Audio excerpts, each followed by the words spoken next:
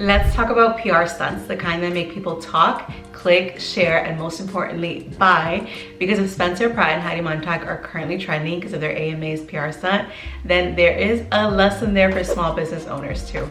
In this video, I'm going to talk about PR stunts, what they can do for your business, how they've been executed in the past, and how you can implement them in the future. If you're new here, thanks so much for being here. Please subscribe and give this video a thumbs up if you like it.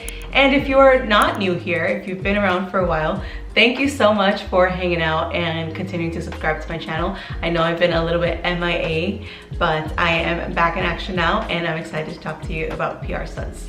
So if you're not familiar with what went down with Spencer and Heidi at the AMAs, she wore a wig to the red carpet and she got a lot of people talking about it, and she made a lot of headlines because of that wig, and both good and bad reviews. And Spencer then came on TikTok and basically said it was a PR stunt.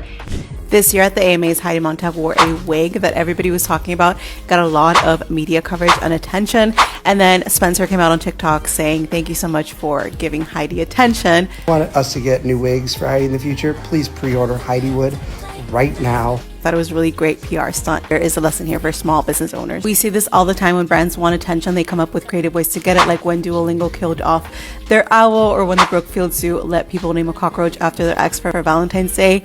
None of it is random. It's all PR strategy. PR stunts work because they get people talking, but more importantly, because they give the media something to talk about. So instead of people saying, please feature and cover my business, they do something really creative that automatically gets them attention. That's why I always preach, whenever you pitch something to the press, stop thinking about how they can help you and think about how you can help them, how your story can help them. Has it gone viral? Is it tied to season? Is it tied to a special day this month? Like, what is it about the story that makes it news? Once you start thinking that way, I promise you'll get more press attention. He did say, thank you so much. We appreciate you talking about Heidi in any way, in any capacity, and please stream her music so that we can get back to having a normal life again, because they lost their home in the LA fires earlier this year. He's been very outspoken about that and about how they're rebuilding their career and just about how much it means to them to have the public support. And so in the video that he talked about Heidi on the AMA's red carpet, his song was Bad Publicity. That's the song that he used. So for me, it was really obviously a PR stunt. I love to see it though, and I thought it was like back to basics PR, so I wanted to talk a little bit more about that in this video. So what is a PR stunt? A PR stunt is a bold moment designed to help you get buzz in the press. I don't want you to think of a PR stunt like a sales technique. I want you to think of it more of a visibility technique. It's not so much about bringing in sales or getting in new buyers, although that is the point of PR, yes, but it's more about getting your business top of mind, being visible in the press, and giving the press something that they're gonna wanna cover.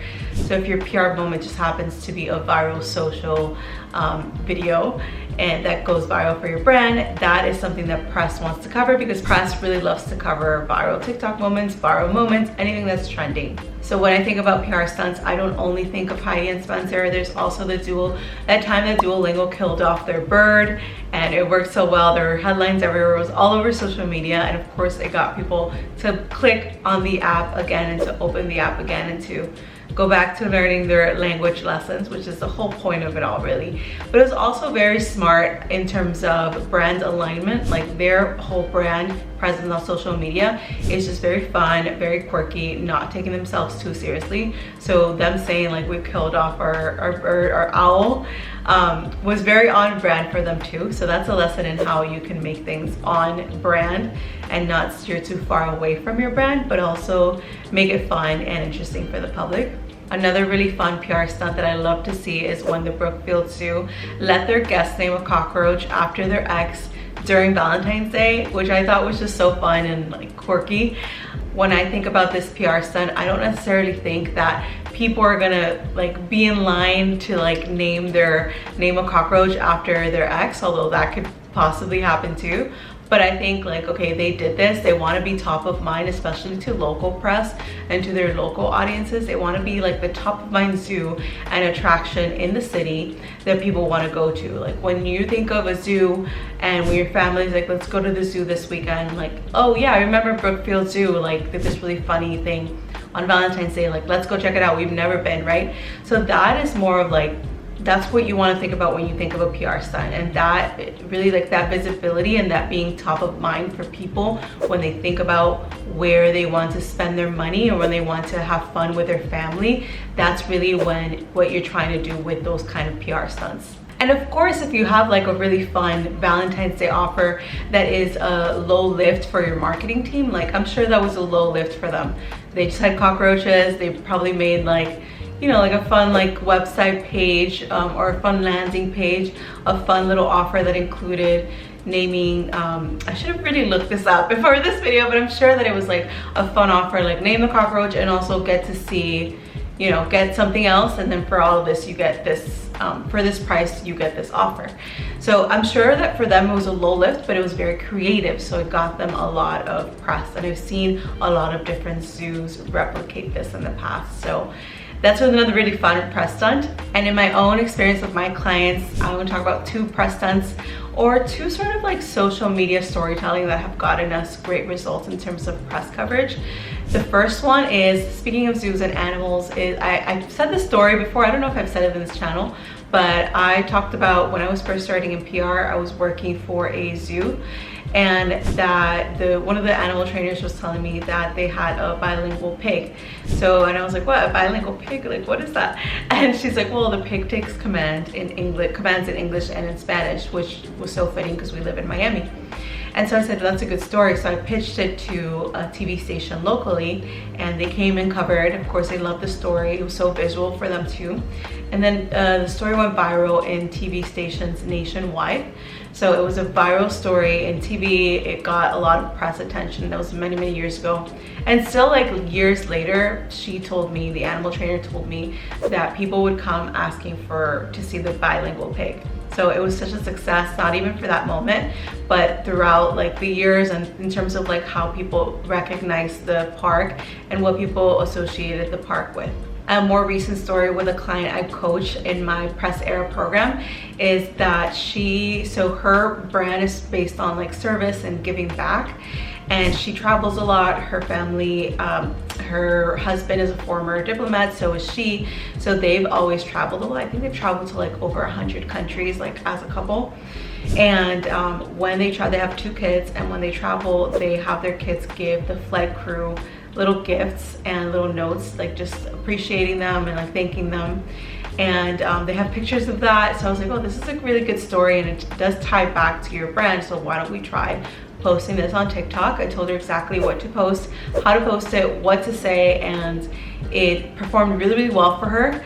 And we were able to pitch that story to media, right? So from that story and from her having that social moment, she was able to get covered on today.com as well as the Sunday Evening Times, and just talking about her story and talking about her brand. So it was aligned with her brand. It wasn't something that we did out of nowhere, and it was just something natural. A story that naturally came from her when we were having a meeting. We were talking about her different story angles and just like how she started her business and what she does with her family. So these kind of stories really come from conversations you have with people. So if you're a brand, like, start talking to the people that are working in the brand, like start talking to your executives like about their lives, start thinking in that way, sort of like to come up with new and fresh story angles. If you are a publicist, like talk to your clients more about their lives, about like funny moments and things like that, because like those things right now are going to be like the stories that press are going to want to cover, more so than like a fancy campaign on whatever, because the fancy campaigns are not performing as well as they used to. Traditional PR strategies are not performing as well as they used to, so we have to get really, really creative with the kinds of stories that we tell the press. And if you're a business owner, you can also create a really fun PR stunt. It doesn't have to be super big and elaborate. As we saw with Heidi and Spencer, they're just on a red carpet and they did something to just draw attention to themselves. So you want to think about what you can do to draw attention to yourself. Think about what emotion you want to elicit out of people. Like, is it going to be joy, surprise? Is it going to be outrage, curiosity? Like, it depends on your brand and what's going on with your brand. And think about how this PR stunt can be a visual moment. Like, are you gonna walk around with a sign outside and have somebody take a picture of you, or take a video and like post it on TikTok and maybe it goes viral and that's how you can pitch it to press, or just like have that video available for press for your local TV station to cover, because they're not going to be able to come out and cover, because especially TV, like the news desk are understaffed, so they're not going to be able to come out and like cover and shoot everything. So it's really good when you, or it's really beneficial when you are able to send them video and b-roll and images so that they can easily cover and create a story out of it. And what offers do you have coming up? So do you have something new launching this year? Do you have a special offer, a special menu item? Like, what is new and newsworthy that you can kind of tie back to that PR stunt that you're planning on doing? And of course, like, make it easy. So you always want to be thinking about what things you can innovate, what new offers you can come up with, and how that can tie into PR. If you want to learn more about PR and how to publish your business, or how to talk about your business in the press, I have tons of free resources, and I'll include them in the description box below. I have a free pitch template that you can use. I also have a course that you can check out if you feel like it's a fit for you, and you can always book a free intro call with me using the link below, and we can talk about your PR, your business needs. I'm always happy to help in that regard. And yeah, let me know if this video was helpful. Give this a thumbs up if it was, and subscribe if it was helpful. Also, send me any content video ideas that you want me to create. I'm gonna be creating a video every week. I promise that I'll be creating a video every week on this channel for at least the rest of summer. So thank you so much for watching. Thank you for sticking around, and I hope to see you back here next time, next week. Have a good day. Love you. Mwah.